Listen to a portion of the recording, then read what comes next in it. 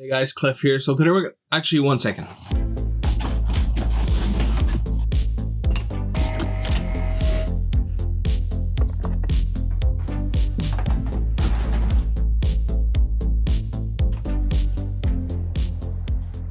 I drank this hours ago. Hi, I'm Cliff and you're watching gametechtalk.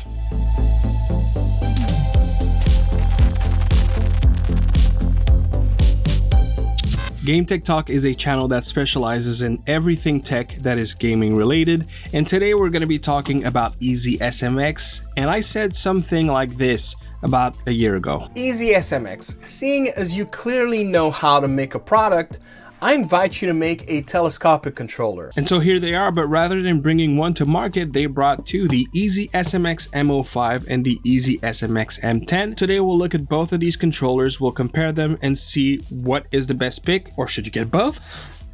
Anyways, both these controllers were sent for review. No requests were made from EasySMX, so all opinions are entirely my own, and they do not get to see this review before you guys. Let's jump right into the unboxing experience, starting with the M05. So, you know, pretty simple box, nothing special, came a little beat up, open it. So here we have the controller, we have a manual, you have a lot of good information in there, specifically for your modes and the features. And then of course we have the controller itself. So this is what it looks like. So now let's do the M10. Now for this one, you do have something in the top layer, a USB-C cable, and you have some inserts as well. Yep, that is it for this part. And much like the other one, underneath this thing, you have a manual. So this is what the unboxing experience looks like. Very simple for both of them. These inserts, they're basically for you to change whatever you put on the side of your controller, depending on what you want. If you're familiar with the Kishi V2 or V2 Pro, you'll probably notice that this one looks very much like it. And this one kind of looks like the X2 line from Gamester. Of course, they have different models. They have a lot of things that are similar, but there are also a few things that are different.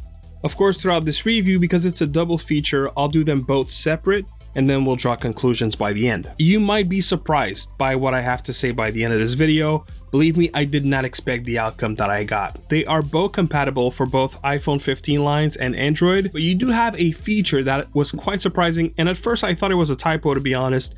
That one has an antenna, but here's the funny part. They both don't have batteries. I don't think I've seen that before. Both have a swivel connector. By the way, that's a very nice touch on this product. So let's just make sure right now. Okay, so you see I'm not on the iOS mode. So I'm just gonna hold these two buttons and I wanna go to the green color. So this is yellow. Go. And now just like that, it reports as a DualSense controller, much like the Galileo G8 from Gamester or the X2S when on the DualSense mode. It feels very similar in the sense that, you know, the shape, the candy bar style is very alike what we've seen from Gamester. This one is far more comfortable. It has those little bumps in the back, and you also have extra buttons. Of course, if you compare it to the X2S, for example, is we don't have the USB-C on the left side. It's not necessarily ideal for folding phones, although it does work. When using the Fold 4, with a Gamester X2S or a Gamester Galileo, I'm able to keep the case, which is the official case from Samsung, whereas when using the EasySMX controller, it doesn't work. Now, it does work with the case that I have on the iPhone 15, but it is a very slim case. You do have some extra buttons, the FN, which we'll use for a bunch of different features. You have the turbo button, select star, but you don't have like home and all these things, or capture button, but it's not really much of a thing when talking about Android, and well, Android a little bit, but not really iOS. For everything else you do, the paddles and the triggers are analog, and you have a lot of features. For example, you can do turbo, you can do macro, you can do what they call quick trigger, which is basically a software-based hair trigger. So you have that in here as well. And I mentioned the antenna. So here's the funny thing. It is a wired controller, right? Because it uses the USB-C, but you can actually connect it through Bluetooth. It needs a battery. It needs power. So there's no battery in this controller. So as long as you supply power elsewhere, you can use Bluetooth, and you can connect it to an iPhone, to an Android. You can also connect it through PC, but not through this connector. You have to go through the middle one. So you would need a female type USB-C. So the few ways that you can change modes, if you hold these two buttons, it'll kick you into what I believe is a debug mode. That doesn't really do much. But if you hold these two, you will cycle the wired mode. And if you hold these two, you will cycle the antenna mode. Now, in terms of the mapping software, because that controller does support that feature, but you do have to get an external APK from a Chinese website. Now, a few things. When I benchmark this controller, number one is it says on the box that you can charge up to 15 watt. I was not able to get that in any scenario. Using an iPhone, using an Android that is able to accept fast charge, it never got past 5 watt hours because there are probably some games that will drain your battery enough, like very demanding games on mobile, that you wouldn't be able to keep it charged. Another thing on the box that happens to not quite be the results that I got is the 500 hertz pulling rate. So the pulling rate that I got is actually better than the other one. Now, I did mention earlier, you do have a couple of extra features. You can change the layout, not physically, but you can change the layout in software. So if you want to swap your B and A and X and Y, you can calibrate your sticks and triggers. But one feature that I did not expect, and it's pretty cool, you have vibration and it works natively. And I tested for the people that bought a Kishi Ultra and doesn't have haptics and you're frustrated because you don't. That one works for sure. I tried this game. Let me boot it up. It's called Sping, I guess, but SP exclamation point NG. And what's interesting is the motors you have in there, it's very, very hard to hear. I'm going to try to boost it. Honestly, I don't think I'm going to be able to capture the sound. But not only does it have rumble, this is clearly not a rotary motor. This is obviously a haptic unit. So much like what you find on HD Rumble, from Joy-Cons, or we're starting to see it more and more in different controllers. So this is the unit that you have. And this is actually the unit that we also have in the Razer Kishi Ultra. That was one of the things. The Razer Kishi Ultra is a great controller because really it doesn't leave anything that you could find yourself wanting for. But truth is, so does this controller. In fact, it does more because that one works with the native PlayStation Remote Play app, whereas the Razer Kishi Ultra doesn't because it's not officially spoofed as a PlayStation controller. This one you can. I mean, this controller is stupid inexpensive, by the way, and we'll talk about that by the end. But yes, the value is completely bunkers, and it feels great. The ergonomics are good. That's another benefit that this one has. Anyways, let's put this one aside and let's jump into the EasySMX. And by the end, I'm also going to touch base on D-pad, especially for fighter games, because I do have also some inputs on that as well. We are the next day. I was too exhausted, but that should give you time to do, the like, comments, and subscribe stuff. Yeah, all right, let's get it. It's probably going to be easier to talk about the things that this controller is not. The best way I can probably describe it is it's a better Kishi V2 Pro. So let's first identify what makes it better and in what way it is different. The ergonomics is much better on this controller. Like the feel is very similar, the same kind of shape. You have the same kind of grip in the back. The grip is a little more pronounced on the EasySMX one, but it looks very, very similar. I mean, right? Like it speaks for itself, but it does feel better. You have a better hold on it. The buttons are membrane. They're not tactile like the Kishi V2 Pro. You don't have the 3.5mm jack, so if that's important for you, that is missing from that controller. But for everything else, it has vibration, and it is not, a specific haptic API like Razer had on the Kishi V2 Pro. It is the same haptic motor as what you have on the EasySMX M05, so it seems to be a haptic and not rotary motor, much like what was on the Kishi V2 Pro. Everything is better. The sticks are better. They're small. The shape of them does make them feel much easier to use, much more pleasant to use. It's less expensive, just a superior controller. And contrary to the Kishi V2 Pro, which still doesn't work on the iPhone 15s, by the way, and I don't think it ever will. I'm pretty sure Razer doesn't want to pay that MFI tax, which I get it. This one does. This one works on Android, it works on the iPhone 15s, so that's another plus that you have here. When comparing it to the M05 from EasySMX, it does have a lot of differences, and let's talk about them as we play a game. So much like the M05, it has a pivot connector, right? I'm able to just insert the Razer Edge, like so. So let's talk about the first difference. The M05, as we mentioned, I couldn't get more than 5 watt. On this one, I got up to 22 watts. So in terms of keeping your phone charged, this one will do a better job. There is officially no mapping support on this controller. Now, that's not to say that you cannot use this controller with mapping tools. You just have to look into external solutions. And you have a lot of them on Android. It's very common. And by the way, even for the M05, whenever we're talking about mapping, that doesn't apply to iOS. iPhones just don't have that support. So it's something that is very Android specific. You have the capture home buttons. So, you know, if that's a feature that's important for you, for example, I just took a screenshot here, that does work on this controller.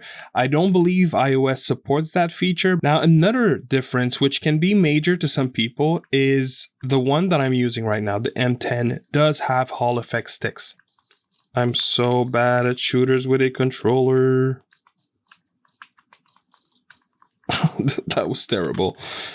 Also, is this one doesn't have modes. So whereas the M05, you're able to change from being spoofed as a DualSense or an Xbox controller, that feature doesn't work here. In fact, I tried connecting through the middle connector on PC and it didn't work.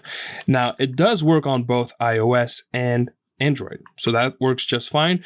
But this model also has a Lightning connector addition. So if you have, you know, one of the older iPhones and you'd like to get this controller, it is available for Lightning connector, and that can be a major plus for somebody. And that pretty much sums up the difference. So that makes you understand that there are a lot of things that the other controller has that this one doesn't. And that's the part that surprised me the most, because, you know, logically speaking, that one being a little more expensive, I would have expected that it would have more features, but it is not the case. They're probably not made by the main manufacturer. You know, it's very common for these companies that sells you hardware for gaming that they buy off-the-shelf parts and they make the controller, or they have a different company make it for them. And when looking at the M05 and when looking at the M10, it feels exactly as if two different companies were both contracted to make a telescopic controller for the brand. I would say that the M05 is the better product of the two. Not only do you have more features, and yeah, sure, you don't have Hall effect. See, that's the thing. It depends a lot on how much you game. Yes, ALPS sticks will eventually drift. That's a thing, you know, there's no denying that. But if you play aggressively, if you play a lot, then yes, it will happen much faster, maybe within a year in some cases. But if you don't, like if you want to have a controller with you at all times because every now and then you pop out your phone to play a 30-minute type of thing, and you know, maybe it happens once a week, I wouldn't be concerned with not having Hall effect. That controller will still give you, you know, probably 2 to 3 years of lifespan easily, if not more. If you spend hours playing on your mobile using your telescopic controller, I can see how the Hall effect gives you that ease of mind that it's not gonna break anytime soon. And that's a feature that is specific to this one. Probably the only feature that this controller has over the other one, because for me personally, for all intents and purposes, the M05 is a superior option. It feels better.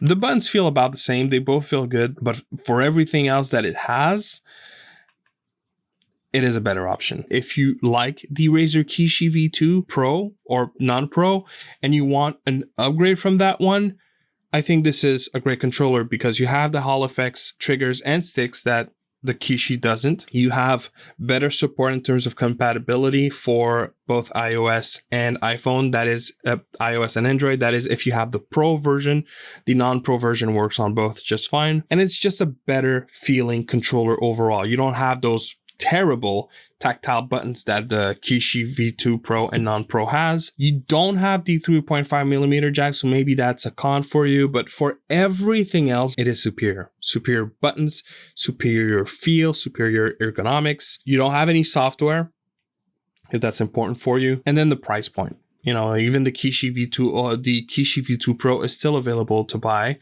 That one you're going to get for less in terms of price. But when comparing the M10 to the M05, just the same.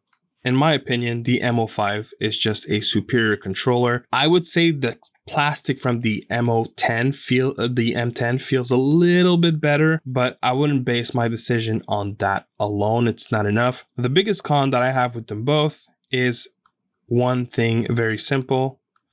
They are both, in my opinion, late to market. I'm having a little bit of struggle with my Dragon Punch, but as far as Hadoukens, yeah, that's no problems at all. Now that could also be that I'm just not used to it because it glides very nicely. It flows very nicely. You can have inputs by pushing off on one end, and it has a center pivot, but the center pivot clicks. So that, you know, it's not the best D-pad by any means, but it's decent. It's good enough. Like, it's not that much worse, but it's that I find the slightly rounded edges works best for these D-pads that don't stick as much. So this one also has a center pivot, by the way, and it still has pushes. But yeah, I still find that the one found on the M05 just does a better job. Overall, I'm landing, like even my Adoukens, I pretty much have 99% success rate for my Adoukens with the other one. Here, I would say it's about 90. When it comes to Dragon Punch, if that's important for you, I do believe the M05 to be better as well. You know, that pretty much goes with the pros and cons, just about anything. I'm happy that EasySMX has finally entered this market. It was a long time coming, so I'm glad that they're here. I'm glad that they both have, you know, great support like vibration. I'm hoping that EasySMX will pursue that more, you know, where you have more features, where you have more options. I do believe it is better for consumers. They are both priced very, very well. The M05 is hard to get on Amazon, so you might have to buy it from their own website. I'll make sure to leave coupon codes in the description. You have my affiliate link, so if you buy using those links, it is to no extra cost to the buyer. Two good products. However, this one I would qualify as great, whereas this just for me stays as good. Better than the Kishi V2 Pro, but the Kishi V2 Pro is a controller I did not like. This one at least fixes the ergonomics, it fixes the button, so it fixes a lot that I did not like with the Kishi V2 Pro. But in comparison to the M05, the other one is just superior. So I would recommend that you get that one. Now, before ending this video, talking about the channel. Now, some of you may, if you're still there, thank you very much, first and foremost. For some of you, it may be the first video you see from me. If so, you probably wouldn't see what changed. But if you have seen videos from me before, that is all new, right? This new setup, I'm evolving, I'm changing. I'm hoping to bring better content. What I want to address is for me to bring that to reality. I have decided to take 1 to 2 steps back to then take 4 to 5 steps forward, which I believe in the long run will be a benefit to the quality of the content that I put out and the quality of the experience that you as the viewer have.